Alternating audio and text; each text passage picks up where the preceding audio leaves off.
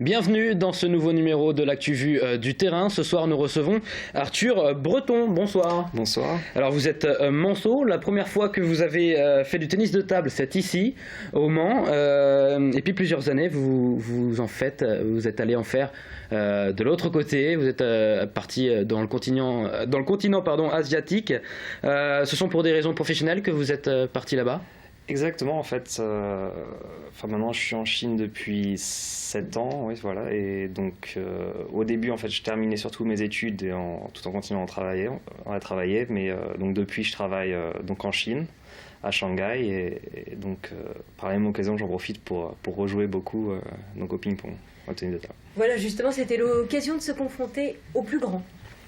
Oui, donc c'est vrai qu'en Chine, c'est assez particulier car c'est un sport qui est quand même très populaire, où tout le monde joue, où on en voit à la télé, où il y a quand même possibilité de rencontrer beaucoup de monde grâce à ça. Donc je suis un petit peu dans un cocon là-bas grâce à ça pour rencontrer du monde et jouer avec les meilleurs. Qu'est-ce qui vous plaît justement dans le jeu? C'est quoi le jeu, la mentalité asiatique? Voilà, quand ils jouent quand même différemment, on va dire, des Français. Oui, c'est vrai. En fait, je pense que l'avantage qu'ils ont, c'est qu'ils jouent beaucoup plus que nous, en fait. Donc, ce que je vois, moi, les Chinois, c'est qu'ils s'entraînent déjà beaucoup plus. Donc, je pense que le secret, c'est juste ça, en fait. Quand je vois, en fait, les plus jeunes commencent à 7 ans déjà à s'entraîner 6-7 heures par jour. Donc, je pense que le seul secret, c'est le volume d'entraînement qu'ils ont par rapport à nous. C'est le volume d'entraînement et puis peut-être la gagne, peut-être un peu plus que nous? Oui, après, je sais pas. Je pense qu'on a aussi un bon esprit de compétition ici, mais je pense que vraiment le volume d'entraînement, ça fait une grosse différence. Est-ce que justement, d'avoir été avec les meilleurs, de s'être confronté aux meilleurs, ça vous permet, vous aussi, de vous améliorer? Oui, complètement. En fait, je pense que quand je dis le volume d'entraînement, il y a une autre chose aussi où on apprend beaucoup, c'est à voir les joueurs un peu plus forts pour être inspiré. Donc, côtoyer les meilleurs, en général, on progresse juste en voyant un petit peu leur façon de jouer. Voilà. Perdre nous permet de nous améliorer, voilà, c'est ça? Exactement. Ouais. Voilà, vous êtes l'un des seuls Français à participer aux internationaux de Chine, sans être membre de l'équipe de France. C'est un peu une fierté, on peut dire. Oui, fierté et une chance en fait déjà de vivre là-bas et pouvoir côtoyer un petit peu le gratin du ping-pong mondial. Donc c'est toujours sympa de pouvoir participer. Et ce qu'il faut savoir, c'est au niveau des Pro Tours, celui de Chine, c'est vraiment un des plus gros sur le circuit mondial. Donc quand on arrive là-bas, c'est assez impressionnant. Il y a énormément de spectateurs, comme c'est en Chine, par rapport en France ou d'autres pays. Donc, on pourrait comparer ça à quoi un match de foot, un oui, grand voilà, classico, c'est ça. Les stades peuvent être pleins, les salles de ping, voilà, les gymnases. Donc c'est la grosse différence, quoi. Et vraiment, les spectateurs sont très enthousiastes en Chine, donc c'est vraiment sympa de pouvoir jouer dans cet environnement. Il y a une euphorie, c'est ça? On sent quelque chose Ouais, il y a du bruit, de l'encouragement. Et puis c'est des spectateurs, ce ne sont pas forcément tous des joueurs, donc c'est vraiment des personnes, je sais pas, lambda qui viennent de... C'est un peu comme un spectacle, c'est ça? Voilà, oui, c'est ça. En France, ça va être des personnes qui connaissent déjà un petit peu le sport ou la famille qui viennent voir. Mais là-bas, il y a vraiment tout le monde et c'est rediffusé beaucoup à la télé ou dans les journaux. Justement, voilà, vous avez un petit regret, c'est les JO. Voilà, vous êtes passé à côté pour des raisons professionnelles, expliquez-nous. Disons que, c'est pas forcément...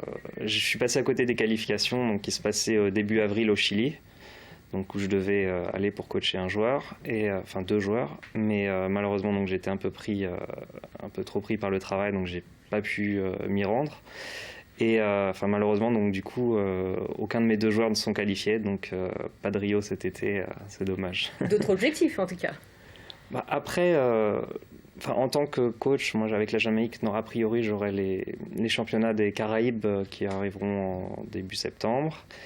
Et après, le calendrier n'est pas complètement fait pour la saison prochaine, donc on attend encore un petit peu de savoir ce qui va se passer. Vous parlez justement de coach, maintenant vous coachez, c'est ça, depuis un peu plus de 2 ans. C'est intéressant justement de passer de l'autre côté, on va dire. C'est un épanouissement oui, pour vous? en fait, moi, même en tant que joueur, j'apprends aussi, en entraînant, ça fait remettre les choses en perspective, donc c'est assez intéressant.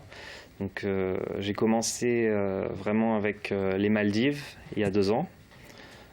Et donc j'ai toujours de très bonnes relations avec eux, je les coach régulièrement quand je les vois, et puis donc maintenant plus régulièrement avec la Jamaïque, donc ça se passe très bien. En tant que coach, justement, ça vous permet aussi de vous remettre en question sur certaines choses en tant que joueur? Il y a peut-être une notion d'essayer un petit peu une notion d'exemplarité à essayer de respecter quand on se met de l'autre côté, à être sûr de si on joue ou si on est derrière la table, de pouvoir donner la bonne impression en fait. Une dernière question, parce que le temps passe vite. Vous revenez minimum une fois par an en Sarthe et vous êtes toujours licencié justement au club. Et voilà, c'est pour disputer aussi certaines compétitions.